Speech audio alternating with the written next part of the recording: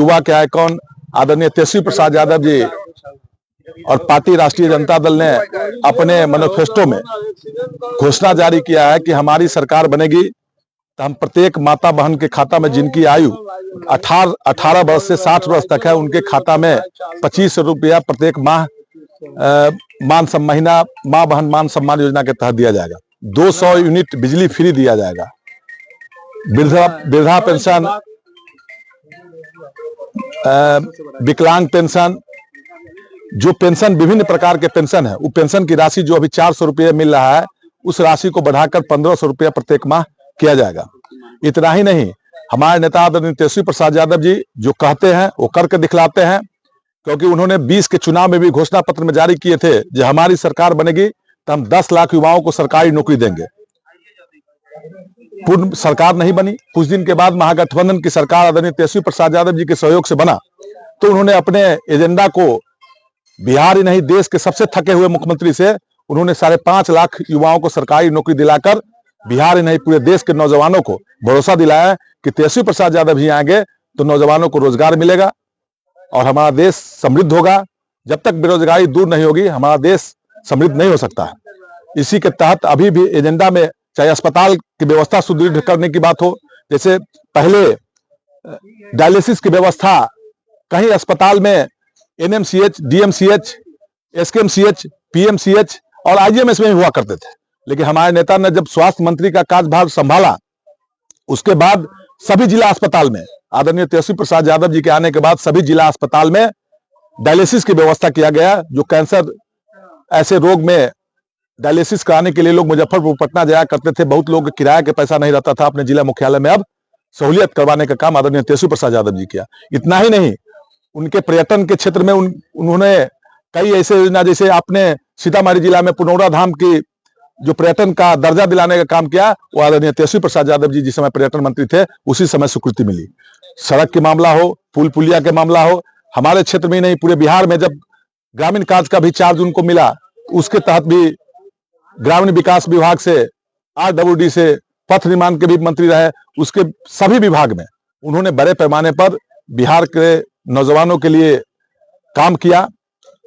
और उन्होंने खास करके स्वास्थ्य विभाग में एजेंडा आया, उसमें भी रिक्तियां मांगी गई थी और उस रिक्तियां के आधार पर माननीय मुख्यमंत्री से आग्रह किया था कि माननीय मुख्यमंत्री जी, बिहार में विभिन्न विभागों में जो रिक्तियां खाली है उस रिक्तियां को खंगाल कर आप नौकरी दीजिए।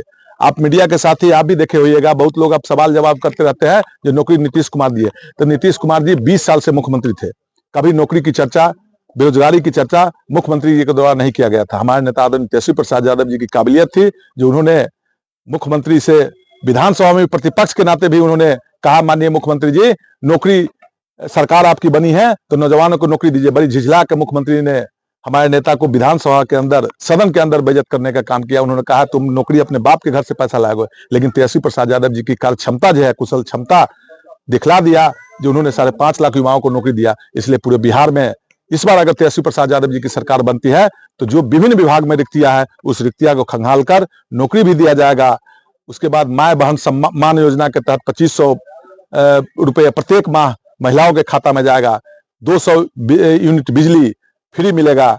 इसके बाद पेंशन की राशि है जो 400 से बढ़ा के 1500 किया जाएगा और जो अस्पताल और शिक्षा की व्यवस्था है उसमें सुदृढ़ी आएगी। जो सरकार जनता की सरकार चाहिए वो सरकार आएगी। अभी अफसर की सरकार है, अभी तानाशाही सरकार है, राजतंत्र से भी बढ़ के सरकार है जो किसी जनता, जो जनप्रतिनिधि, जनता के द्वारा चुने हुए जनप्रतिनिधि का सम्मान नहीं है, उनका कोई अधिकारी नहीं सुनता है, तब आम जनता का कौन सुनने वाला है? नीतीश कुमार जी का भी नहीं सुनता है। अब देखे होइएगा जब विधानसभा में मुख्यमंत्री ने ऐलान किया और सदन नेता अगर विधानसभा में बोलता है तो इंप्लीमेंट हो जाना चाहिए। मुख्यमंत्री ने कहा ये स्कूल का टाइम 9 बजे से 10 बजे तक होना चाहिए।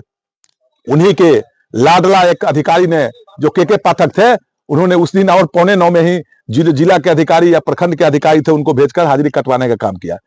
कहीं ना कहीं जो व्यवस्था है वो नीतीश कुमार से भी हट चुके हैं।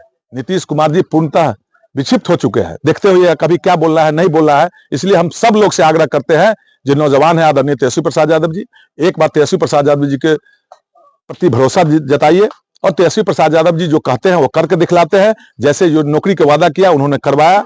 इसी तरह माए बहन योजना हो, 200 यूनिट बिजली फ्री का मामला हो, पेंशन की राशि बढ़ाने की मामला हो, चाहे हमारा किसान कैसे सुदृढ़ होगा, इस पर चर्चा आदरणीय तेजस्वी प्रसाद यादव जी करेंगे। इसी के साथ हम सभी लोग से आग्रह करते हैं जो अपने अपने मोहल्ला में, टोला में जाकर जो तेजस्वी प्रसाद यादव जी के किए गए कामों को और जो घोषणा पत्र है उसको जनता तक पहुंचाने की जरूरत है। और हम लोग को पूरा भरोसा है कि सभी वर्ग, सभी जाति बिरादरी के लोग आपको तेजस्वी प्रसाद यादव जी के प्रति, सामान्य वर्ग के लोग हैं, भूयार समाज के लोग हैं, राजपूत समाज के लोग हैं, बैश्य समाज के लोग हैं, पासवान समाज के लोग हैं, तेली समाज के लोग हैं, कलवार समाज के लोग हैं, नुनिया समाज के लोग हैं, नाई समाज के लोग हैं, बिंद समाज के लोग हैं, मल्लाह समाज के लोग हैं, लोहार समाज के लोग हैं, प्रजापति समाज के लोग हैं, सभी वर्ग बिरादरी में कुशवाहा समाज के लोग हैं, मुस्लिम, यादव, सभी वर्ग के लोगों का, खास करके नौजवानों को तेजस्वी प्रसाद यादव जी के प्रति सहानुभूति जगी है और तेजस्वी प्रसाद यादव जी पर उम्मीद है। इसलिए मुझे विश्वास है ये तेजस्वी प्रसाद यादव 25 में उनके नेतृत्व में सरकार बनेगी और उनके सरकार बनने के बाद सभी योजनाओं को इंप्लीमेंट किया जाएगा।